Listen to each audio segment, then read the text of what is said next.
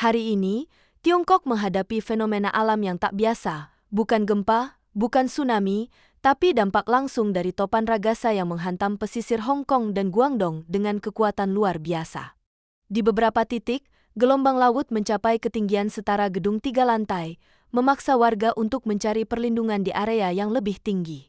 Bayangkan saja, air laut merangsek masuk ke lobi hotel, menenggelamkan kendaraan, dan bahkan membalikkan perahu nelayan di beberapa desa pesisir.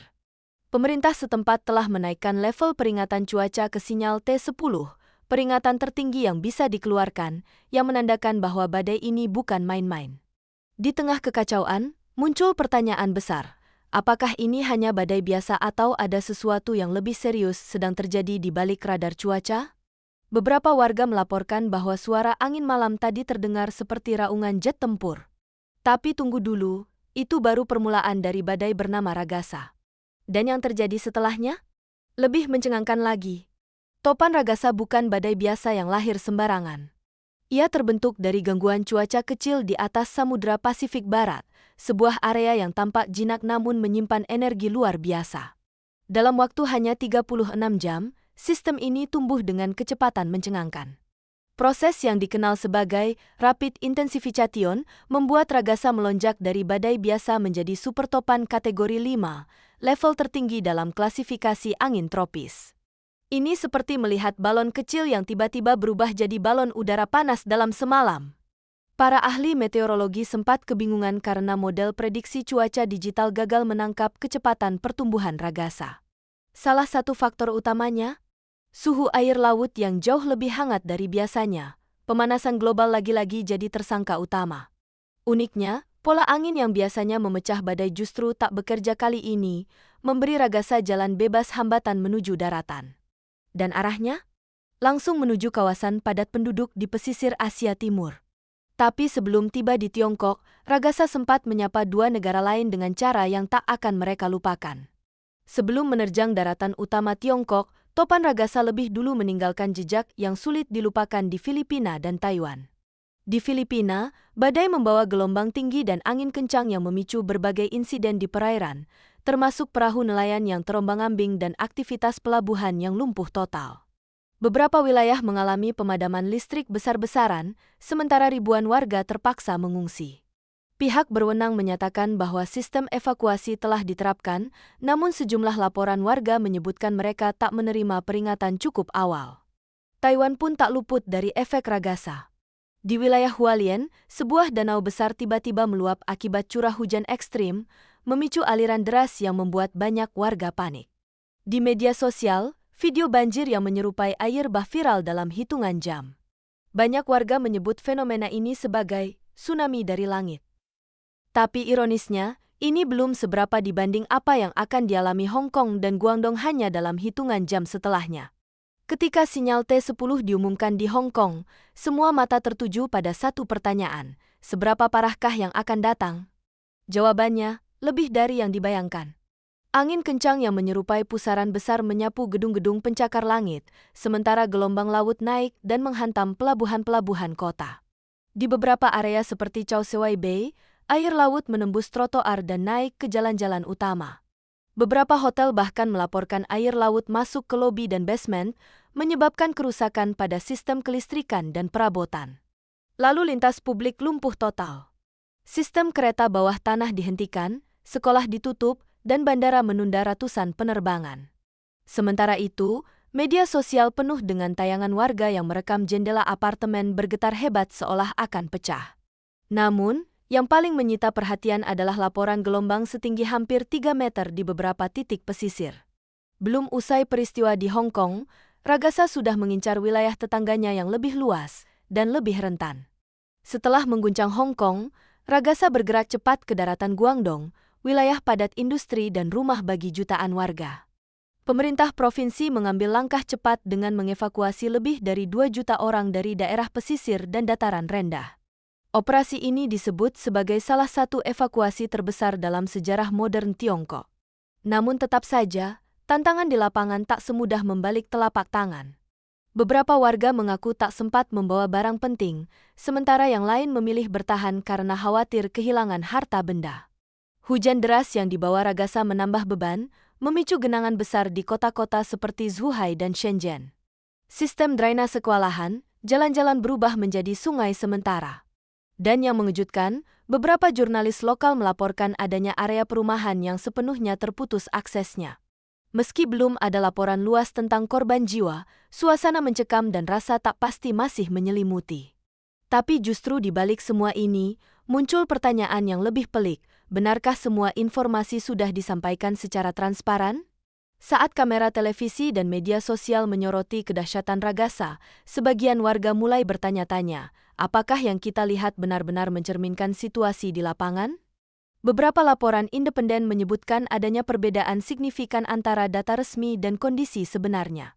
Misalnya, beberapa desa pesisir tidak muncul dalam laporan media pemerintah, meski warga di media sosial mengunggah video banjir yang menerjang rumah mereka.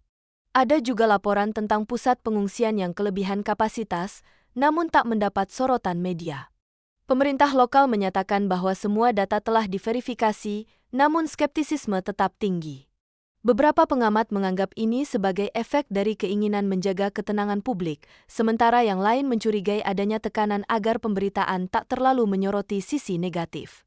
Satu hal yang pasti, informasi menjadi senjata dalam menghadapi bencana, dan ketika kepercayaan mulai goyah, masyarakat pun jadi semakin waspada. Dan sekarang, muncul pertanyaan lanjutan. Setelah semua ini mereda, bagaimana dampaknya bagi kehidupan sehari-hari? Setelah Ragasa perlahan meninggalkan kawasan Tiongkok Selatan, bukan berarti segalanya kembali normal. Justru tantangan baru muncul. Listrik masih padam di ratusan wilayah, jaringan telekomunikasi terganggu, dan suplai makanan serta air bersih mulai menipis di beberapa tempat. Di sektor logistik, pelabuhan besar di Guangdong mengalami penundaan pengiriman barang yang berimbas hingga ke luar negeri. Ini bukan hanya soal badai, tapi efek domino yang mengguncang rantai pasok global. Di sisi lain, curah hujan sisa dari sistem Ragasa masih berpotensi memicu banjir susulan, terutama di daerah dataran rendah yang belum pulih sepenuhnya. Pemerintah mulai menggelontorkan bantuan, namun distribusinya belum merata. Para relawan pun kewalahan karena keterbatasan akses. Bagi warga, badai ini bukan hanya tentang angin dan air, melainkan ujian daya tahan hidup dan solidaritas sosial. Tapi tunggu dulu, karena di balik semua ini, ada pelajaran besar yang harus kita cermati bersama. Topan Ragasa mungkin telah berlalu, namun dampaknya jauh dari selesai. Para pakar iklim menyebut kejadian ini sebagai wake-up call paling keras di tahun 2025. Mengapa? Karena pola terbentuknya Ragasa menunjukkan kecenderungan baru, badai yang lebih cepat terbentuk, lebih kuat dari prediksi, dan lebih sulit dikendalikan. Suhu permukaan laut yang kian meningkat menciptakan bahan bakar sempurna bagi monster cuaca seperti Ragasa. Bahkan, beberapa ilmuwan mengibaratkannya seperti microwave pemanas atmosfer. Ini bukan lagi pertanyaan apakah badai seperti Ragasa akan terjadi lagi, melainkan kapan. Sayangnya, sebagian besar kota pesisir di Asia Timur belum sepenuhnya siap menghadapi skenario terburuk. Infrastruktur masih terbatas, sistem evakuasi belum merata, dan banyak wilayah pesisir dihuni masyarakat dengan sumber daya terbatas. Jika kejadian Ragasa tak segera dijadikan pelajaran serius, kita hanya tinggal menghitung waktu sampai badai berikutnya kembali datang, mungkin dengan nama berbeda, tapi dengan dampak yang serupa atau bahkan lebih parah. Di balik angka dan statistik, ada kisah manusia yang tak boleh dilupakan. Seorang pemilik toko kelontong di Shantou mengunggah video dirinya menyelamatkan etalase dagangan dari air laut yang tiba-tiba menyerbu masuk. Di tempat lain, seorang lansia di Hong Kong berbagi kisah bagaimana ia bertahan sendirian di lantai 18 apartemennya tanpa listrik dan makanan selama 2 hari. Cerita-cerita ini mungkin tak muncul di headline besar, tapi justru inilah suara-suara yang membuat peristiwa Ragasa menjadi nyata dan menyentuh.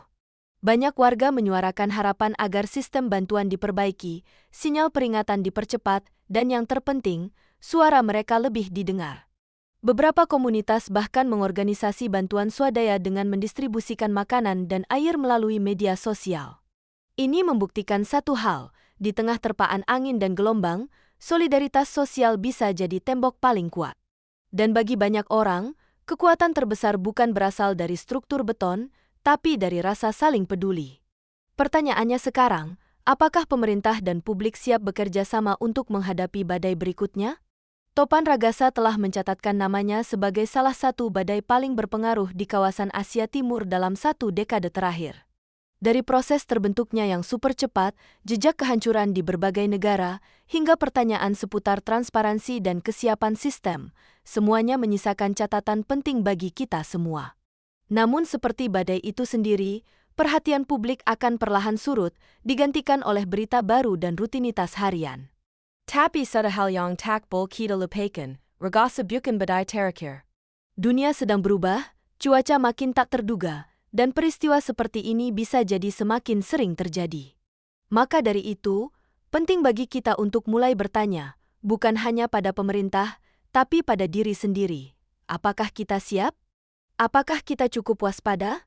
Dan yang paling penting, apakah kita akan belajar dari peristiwa ini atau mengulang kesalahan yang sama?